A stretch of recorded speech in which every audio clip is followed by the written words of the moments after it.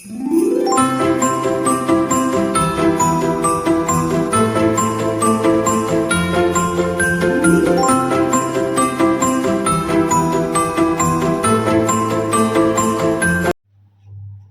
भाई, good morning student. तो start करें भैया। देखो, अपने आज एक नया कोर्स स्टार्ट करने जा रहे हैं जिसको बोलते हैं एग्रीकल्चर केमिस्ट्री। क्या बोलते हैं बेटा? Agriculture chemistry. ठीक है, एग्रीकल्चर केमिस्ट्री बोले तो एग्रीकल्चर मतलब कृषि, केमिस्ट्री मतलब रसायन। ठीक है, तो इसको अपने क्या बोलेंगे? कृषि रसायन।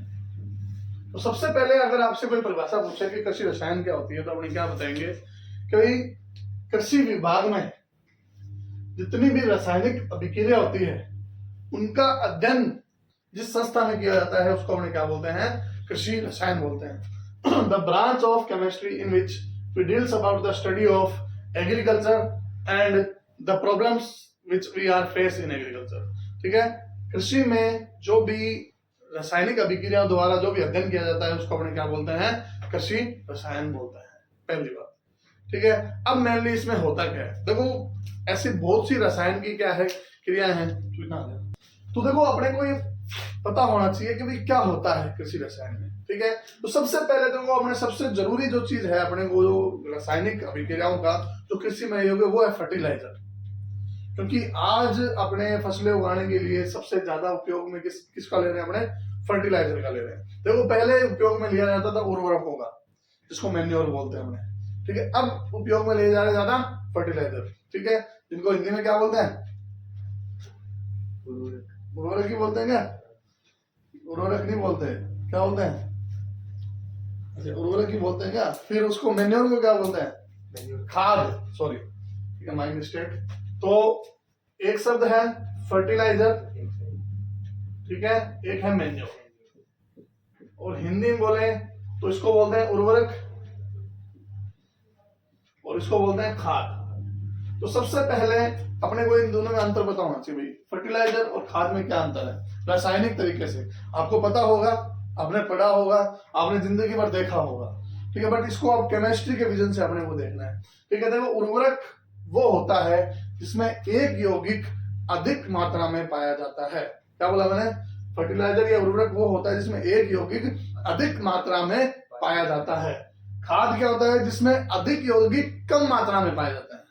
जिसमें अधिक यौगिक कम मात्रा में पाया जाता है। जैसे अपने गाय का गोबर लेके आते हैं, वो क्या है? खाद है। उसमें बहुत से यौगिक है, उसमें कार्बन भी है, नाइट्रोजन भी है, फास्फोरस भी है, पोटेशियम भी है, बहुत है, पर वो बहुत कम मात्रा में है। अगर मेरे को नाइट्रोजन ही बहुत सारा चाहिए तो मैं क्या करूंगा? ठीक है, तो मेरे को फिर उपयोग में लेना पड़ेगा क्या? फर्टिलाइजर, उर्वरक। तो मेरी बात को समझे कि मैं किस वे में आपको लेके जाना चाहता हूँ। फिर उसके बाद अपने को थोड़ी बहुत अम्लीय और क्षारीय मृदा, इनसे भी क्या करना पड़ेगा? डील करना पड़ेगा। क्योंकि अपने अम्ल और क्षार का जो उपयोग है कृषि में वो बहुत अधिक करते हैं। क्लियर है? तो हेडिंग डाली अपने और अपने स्टार्ट करेंगे अध्याय नंबर 8, जिसका नाम है उर्वरकों की मृदा में अभिक्रिया एवं फसलों में उसके प्रभाव। तो हेडिंग डालेंगे अपने, हेडिंग डालेंगे चैप्टर नंबर 8, उर्वरकों की मृदा में अभिक्रिया, उर्वरकों की मृदा में अभिक्रिया एवं फसलों में प्रभाव। इंग्लिश में लिखेंगे reaction of fertiliser in soil and effect on crops. Reaction of fertiliser in soil and effect on crops. लिख लिया? ठीक है, सबसे पहले हेडिंग डालेंगे उर्वरक।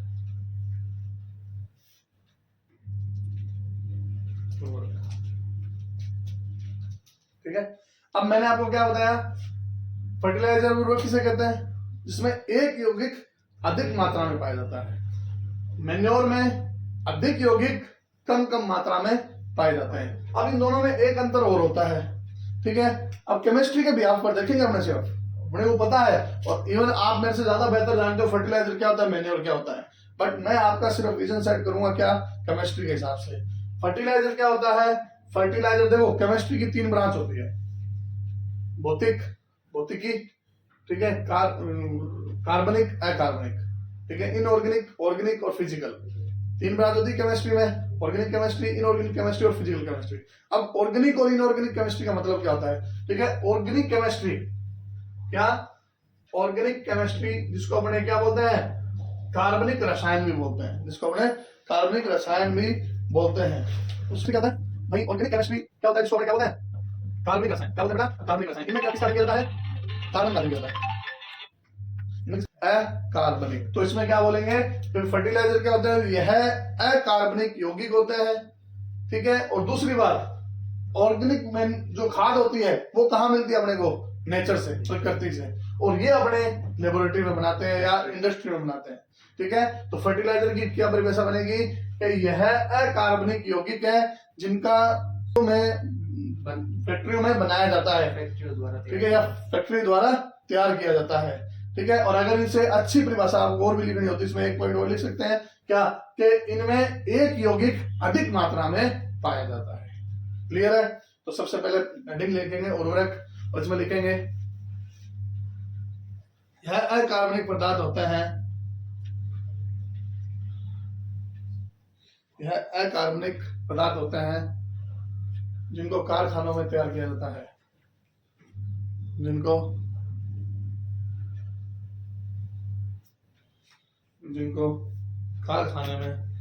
कारखानों में तैयार किया जाता है।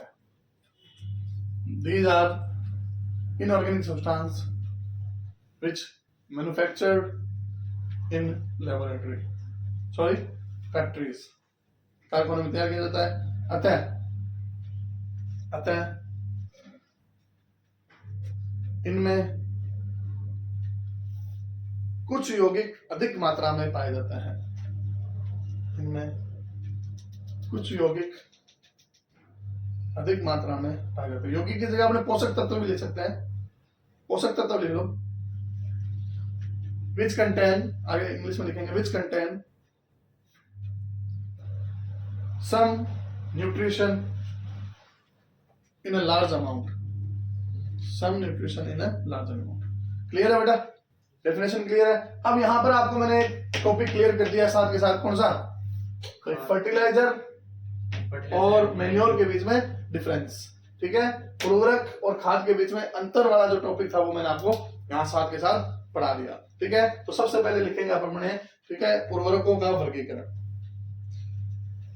उर्वरकों का वर्गीकरण, क्लासिफिकेशन ऑफ फर्टिलाइजर्स, उर्वरक। क्लियर बेटा, जो बोला मैंने, ठीक है। अब आपने क्या लिखा है, क्या डाली है, क्लासिफिकेशन ऑफ फर्टिलाइजर, उर्वरकों के प्रकार, ठीक है, या उर्वरकों का वर्गीकरण, ठीक है। अब सुनो भाई, अब वर्गीकरण याद रखने का तरीका बताता हूं मैं आपको, ठीक है। देखो वर्गीकरण में मैं आपसे एक क्वेश्चन पूछता हूं कि भाई आपको मैं 3 यौगिक पूछूं जो सबसे ज्यादा पौधों के लिए जरूरी है, कौन से 3 पोषक तत्व है जो पौधों के लिए सबसे ज्यादा जरूरी है, कौन से, नाइट्रोजन, फास्फोरस, पोटेशियम, कौन से है, नाइट्रोजन, फास्फोरस और पोटेशियम, NPK, ठीक है। और अपना जो वर्गीकरण है वो भी किसके अकॉर्डिंग होगा, NPK के अकॉर्डिंग होगा। क्या बोला मैंने, NPK, भाई उर्वरकों का वर्गीकरण 3 यौगिकों के अकॉर्डिंग होगा, नाइट्रोजन, फास्फोरस और पोटेशियम, समझ गए, ठीक है। तो वर्गीकरण का क्या लिखा उन्होंने, इसमें लिखेंगे उर्वरकों को 5 भागों में बांटा गया है, these are divided in 5 types। First लिखेंगे नाइट्रोजनस फर्टिलाइजर्स, नाइट्रोजन धारी उर्वरक, नाइट्रोजनस फर्टिलाइजर्स, नाइट्रोजन धारी उर्वरक। सेकंड लिखेंगे फॉस्फेटिक फर्टिलाइजर्स,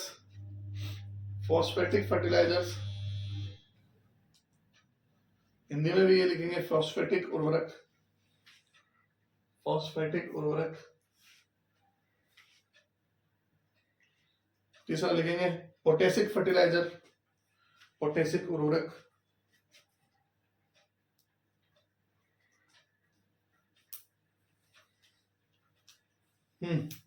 ठीक है, और ये 3 हो गए। ठीक है, अब इसमें क्या है, अब 2 और होते हैं।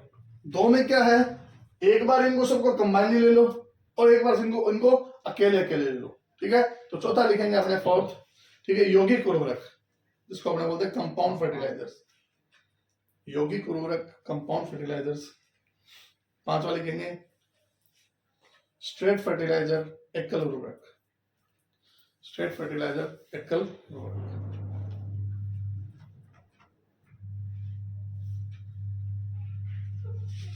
हाँ, क्लियर होगा भाई कभी? ठीक है, चले अब मेरे को एक बात बता, मैंने तेरे को एक पेज दिया था पहले दिन याद रखने के लिए, टाइप्स ऑफ आयन आपको याद रखना। क्यों दिया था? क्या मैं पागल हूँ? No sir. क्यों दिया था? क्यों दिया था? याद करने के लिए और एनायन। हाँ, क्यों दिया था? तो क्योंकि वो अपने काम आएंगे। ठीक है, मैं ऐसे ही हर कोई चीज नहीं देता, ध्यान रखना। नाइट्रोजन के वहां पर 2 कंपाउंड लिखे थे मैंने आपको, एक केटायन में था, एक एनायन में था। केटायन में था कौन सा? NH4 plus ammonium. ठीक है, एक केटायन में था कौन सा? NO3 माइनस, सॉरी, एक केटायन में था और एक एनायन में था। एक धनायन में था NH4 प्लस, जिसको क्या बोला था उन्होंने? अमोनियम बोला था। एक एनायन में था, जिसको उन्होंने क्या बोला था? ऋणायन बोला था, नाइट्रेट बोला था। याद आ रहा है?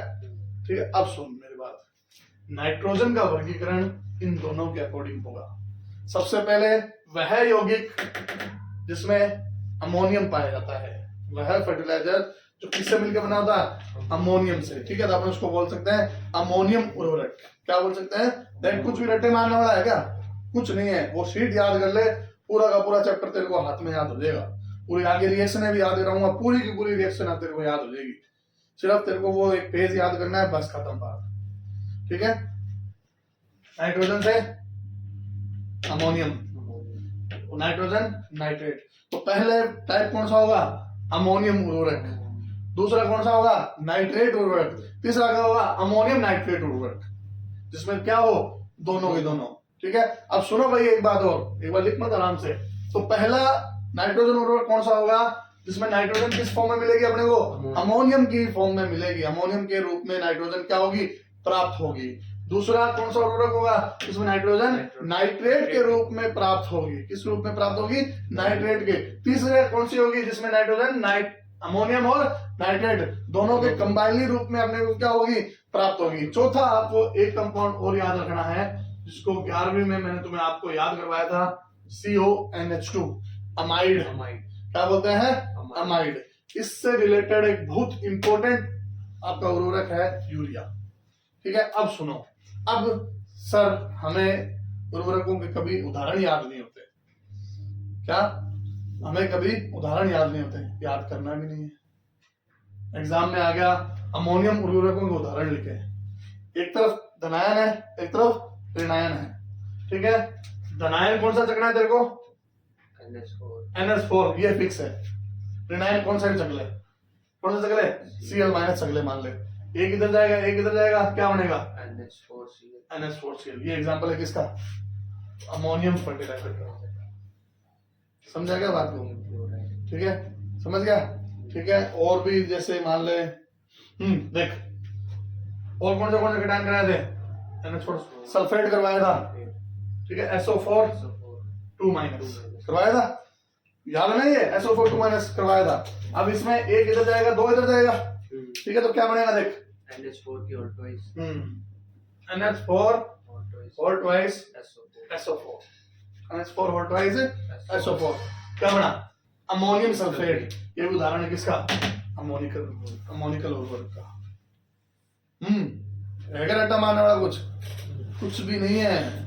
जो पहले दिन तेरे को दिखाया था सारा का सारा वही चीजें हैं, देख ले। ठीक है, वर्गीकरण और उदाहरण, बाकी थ्योरी में क्या बच गया? कुछ नहीं। अमोनिकल उर्वरक पूछे किसे कहते हैं तो क्या बोलेंगे, ऐसे उर्वरक जिनमें नाइट्रोजन किस रूप में मिलती है अपने को, अमोनियम के रूप में मिलती है। ठीक है, नाइट्रेट उर्वरक, ऐसे उर्वरक जिसमें नाइट्रोजन अपने को किस में मिलती है, नाइट्रेट के रूप में मिलती है। अब मान ले तेरे को नाइट्रेट के उदाहरण बनाने हैं, किसके, नाइट्रेट के, तो सर मेरे को इसके उदाहरण बना के दिखाओ आप। ठीक है, यहां अब क्या हुआ बेटा, एनाइन फिक्स हो गया, केटाइन बदल देंगे। सबसे पहले पोटेशियम ले लो K+, यही काम आ रहा है सबसे ज्यादा अपने, इधर माइनस जाएगा तो क्या बन गया KNO3, पोटेशियम नाइट्रेट उर्वरक है। सोडियम ले लो Na+ और इधर से NO3, इधर एक NO3, सोडियम नाइट्रेट। क्लियर है, समझ गया। तीसरा अमोनियम नाइट्रेट, मतलब भाई जिसमें अमोनियम और नाइट्रेट उर्वरक, तीसरा अपना प्रकार है नाइट्रेट एंड अमोनियम उर्वरक। ठीक है, जिसमें अमोनियम जो नाइट्रोजन है वो अपने को अमोनियम और नाइट्रेट दोनों के रूप में मिलती है। अब इसका उदाहरण दो, सबसे आसान है दुनिया का, केटाइन ही हो गया, एनाइन ही हो गया, दोनों का मिलकर कंपाउंड बना दो, क्या बनाओगे NH4NO3। तो भाई क्लियर है, तो ये कहानी समझ आ गई इतनी, कौन सी होगी, अमोनियम, ठीक है, नाइट्रेट और अमोनियम नाइट्रेट। ठीक है, चौथा है अमाइड उर्वरक, चौथा है अमाइड उर्वरक, जिसमें नाइट्रोजन किस रूप में प्राप्त होती है अपने को, अमाइड के रूप में, किस रूप में, अमाइड। ठीक है, अब अमाइड क्या होता है, अमाइड कार्बनिक रसायन में एक क्रियात्मक समूह है, जिसका रासायनिक सूत्र होता है ये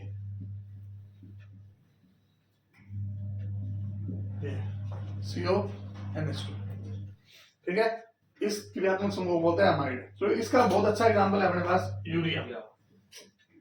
कौन सा है, यूरिया, इसका रासायनिक सूत्र होता है क्या, NH2CONH2। ठीक है, क्या होता है, NH2CONH2। ठीक है, तो अमाइड उर्वरक में क्या लिखेंगे अपने, कभी ऐसे उर्वरक जिसमें नाइट्रोजन अपने को अमाइड के रूप में प्राप्त होती है, जिसका अपने क्या बोलते हैं, अमाइड उर्वरक बोलते हैं। जिसका उदाहरण क्या है, यूरिया, जिसका केमिकल फॉर्मूला क्या है, NH2CONH2। ये अपने को याद ही होना चाहिए 101%, कोई ऑप्शन नहीं है इसका। क्लियर, अब देखो इसमें भाई क्या है, कार्बन है, ऑक्सीजन है और हाइड्रोजन है। ठीक है, इसलिए इसको ऑर्गेनिक फर्टिलाइजर भी बोलते हैं। ठीक है, तो यहाँ पर सिर्फ अपने इतना ही लिखेंगे इसमें कि इसे ऑर्गेनिक कार्बनिक उर्वरक भी कहा जाता है, this is also known as organic fertiliser. इसके अलावा अपने सारा का सारा इसमें यूरिया में अलग से पढ़ेंगे, अलग अलग जगह नहीं पढ़ेंगे।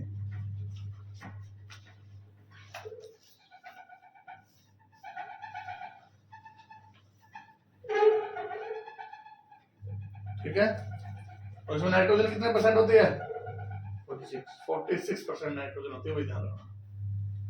नाइट्रोजन कितने प्रतिशत होती है, 46%, 46%। नेक्स्ट लिखेंगे अपने, नाइट्रोजन हो गया, क्या बच गया, P, फॉस्फोरस। ठीक है, इसमें लिखेंगे फॉस्फेटिक। ठीक है, अब फॉस्फोरस जो पौधों को प्राप्त होता है, फॉस्फोरस जो पौधों को प्राप्त होता है वो डायरेक्ट नहीं होता, वो फॉस्फेटिक के फॉर्म में होता है। किसके फॉर्म में, फॉस्फेटिक। फॉस्फेटिक क्या होता है, P2O5। क्या होता है, P2O5। ये बना कैसे, फॉस्फोरस के ऊपर चार्ज होता है +5 का, +3 का भी होता है, +5 का भी होता है, पर यहाँ पर +5 का होगा। ऑक्सीजन पे चार्ज होता है -2। ठीक है, तो 5 इधर आया, 2 आया, तो क्या बन गया, P2O5 फॉस्फेटिक। ठीक है, अब देखो ये कैसे बनता है, इसका वर्गीकरण कितने प्रकार के होता है। ठीक है, तो इसको आगे 3 भागों में बांटा गया है। इसको आगे कितने भागों में बांटा गया है, 3 भागों में बांटा गया है। सबसे पहले है जल विल्ले। कौन सा बेटा, ठीक है, जल विल्ले या वाटर सॉल्युबल, जल विल्ले या वाटर सॉल्युबल। दूसरा है सिट्रिक एसिड सॉल्युबल। क्या है, सिट्रिक एसिड विल्ले। ठीक है, सिट्रिक एसिड विल्ले, जल विल्ले। दूसरा है सिट्रिक एसिड विल्ले। तीसरा है अपना जल व सिट्रिक एसिड। अब अपने बुक में लिखा हुआ विल्ले, जबकि वो क्या है, अविल्ले है, ध्यान रखना। बुक में क्या लिखा हुआ है, जल व सिट्रिक एसिड विल्य, पर वो है पहले वो होंगे जो जल में विल्य होंगे, दूसरे वो होंगे जो सिट्रिक एसिड में विल्य होंगे, दूसरे वो होंगे जो दोनों में विल्य नहीं होंगे। ठीक है, अपनी बुक में बहुत ज्यादा एरर है तो ये ध्यान रखना। ठीक है, इन चीजों का ध्यान रखना। वहां पर है सिट्रिक एसिड व जल विल्य, जबकि वहां क्या होना चाहिए, जल व सिट्रिक एसिड अविल्य। समझ गए कहानी? ठीक है, अब देखो जल विल्य। ठीक है, अब सिर्फ अपने को क्या है, इनके उदाहरण पता होने चाहिए। अब एक तो जितने फॉस्फेट होंगे वो सारे सारे क्या होंगे, जल विल्य। मोनोफॉस्फेट, सिंगल फॉस्फेट, ठीक है, ट्राइफॉस्फेट। ठीक है, तो इसमें सीधा उदाहरण लिखेंगे इसमें। ठीक है, लिखो पहला single super phosphate,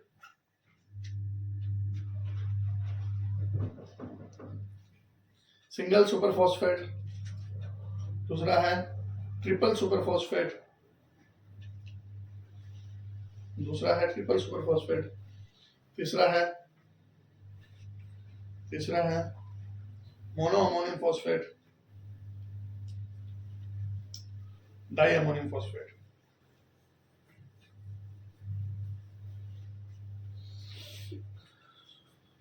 di ammonium phosphate.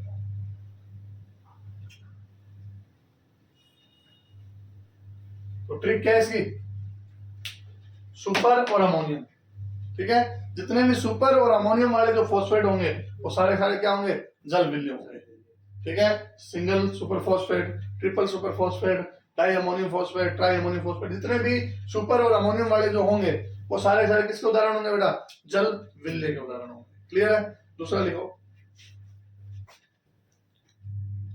दूसरा लिखेंगे साइट्रिक अम्ल विल्य।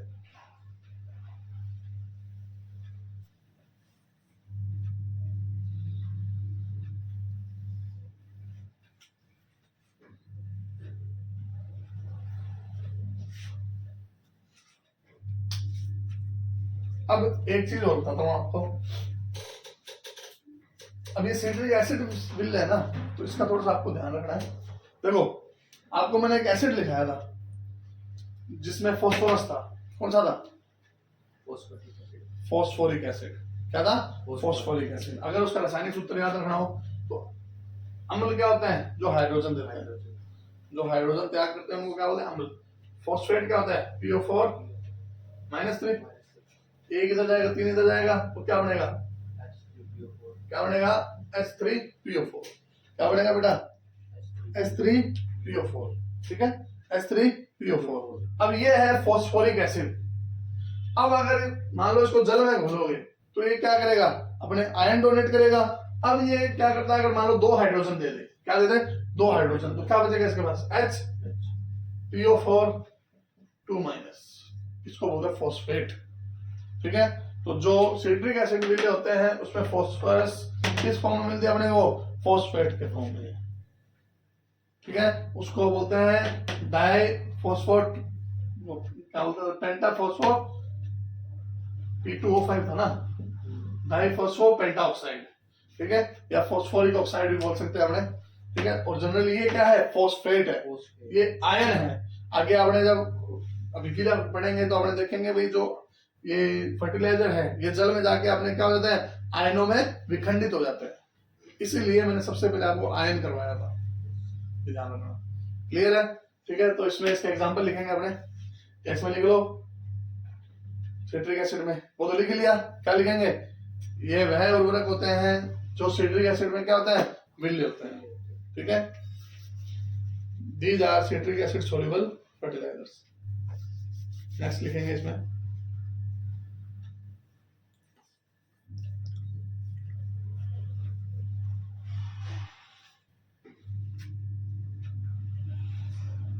इन उर्वरकों में फॉस्फोरस, इन उर्वरकों में फॉस्फोरस फॉस्फेट के रूप में पाई जाती है, फॉस्फेट के रूप में पाई जाती है। एग्जांपल लिखेंगे,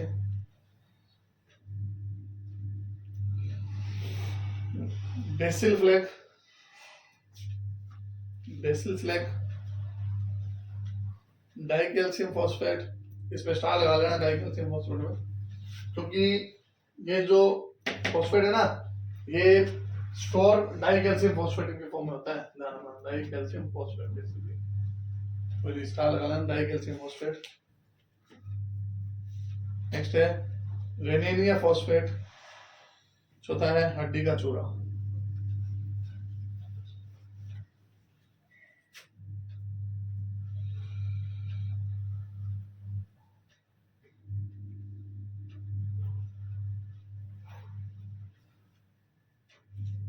तीसरा लिखेंगे जल एंड सिट्रिक अम्ल में, जल व सिट्रिक अम्ल अविलेय उर्वरक।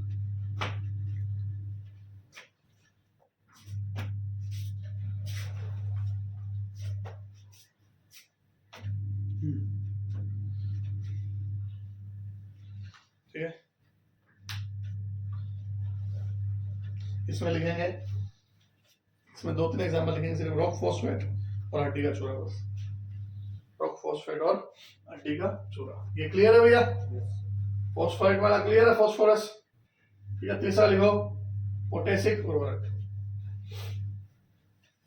पोटेशिक उर्वरक।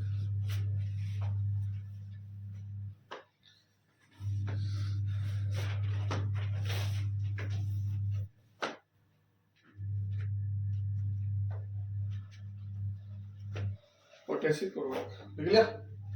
ठीक है, इसमें लिखेंगे हमने। हाँ भाई चलो एक बार देखो, पहले इधर देखो मत। हाँ देखो, आपको एक सूत्र याद रखना है, KCl। क्या याद रखना है? KCl। ठीक है, KCl होता है म्यूरेट ऑफ पोटास। क्या होता है? म्यूरेट ऑफ, MOP सुना है आपने नाम? कोई नया नाम नहीं है। इसका रासायनिक सूत्र होता है क्या? KCl। ठीक है, इसका मतलब Cl इसका क्या है? दोस्त है। Cl क्या है? दोस्त। अब इसका जो वर्गीकरण होगा वो किसके अकॉर्डिंग होगा? Cl के अकॉर्डिंग होगा। ठीक है, पोटेशिक उर्वरक 2 टाइप के होते हैं, जिनमें एक वो जिनमें क्लोराइड उपस्थित होता है, Cl उपस्थित होता है, एक वो जिसमें क्लोराइड उपस्थित नहीं होता। ठीक है, अब क्लोराइड उपस्थित है, इसका मतलब कैटायन तो क्या होगा? पोटेशियम, एनायन क्या होगा? क्लोराइड। तो क्या बढ़ेगा? KCl। KCl बोले तो म्यूरेट ऑफ पोटास। ठीक है, अगर क्लोराइड उपस्थित नहीं है, अनुपस्थित है, तो कैटायन तो क्या होगा? पोटेशियम होगा, एनायन क्लोराइड नहीं होगा। तो इसमें मान लो सल्फेट ले लेंगे, तो एक इधर आएगा, 2 इधर आएगा, तो क्या होगा? K2SO4। ठीक है, सल्फेट ऑफ पोटास। ये तो था म्यूरेट ऑफ पोटास, ये इसको बोलते हैं क्या? Sulphate of potash. उतार लो।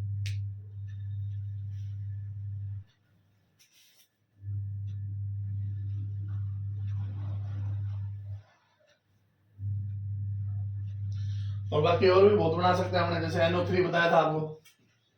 ठीक है, तो KNO3 पोटेशियम नाइट्रेट, ये सारे क्या है? फर्टिलाइजर है, उर्वरक।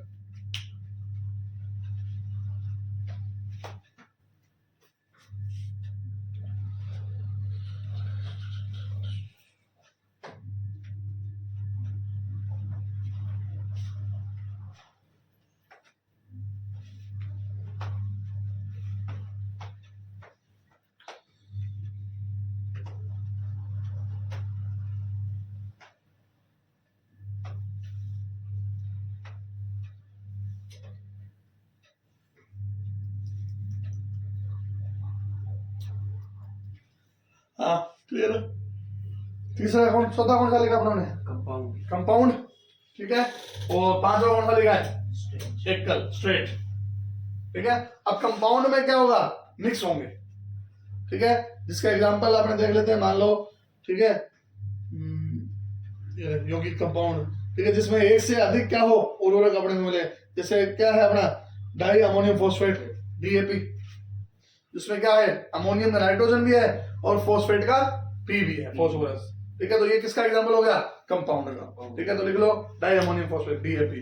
ठीक है, और एकल का उदाहरण हो गया कौन सा? यूरिया। कौन सा हो गया? यूरिया, क्योंकि उसमें सिर्फ एक ही अपने को पोषक तत्व मिलता है, कौन सा? Nitrogen. Single super phosphate. Single super phosphate. ठीक है, तो ये तो था वर्गीकरण। ठीक है, कल स्टार्ट करेंगे अपने कौन सा? यूरिया।